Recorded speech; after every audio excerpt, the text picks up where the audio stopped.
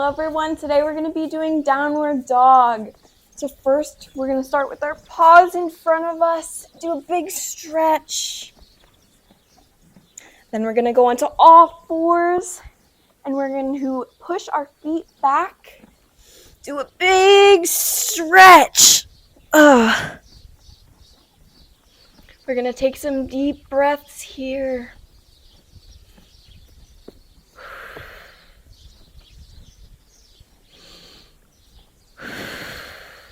Try to get those heels to touch the floor, but if you can't, that's okay. Just try your best. And while we're in this position, we're going to think of what kind of dog we would be. I would probably be a golden retriever because of my golden hair, but you can be whatever dog you want to be.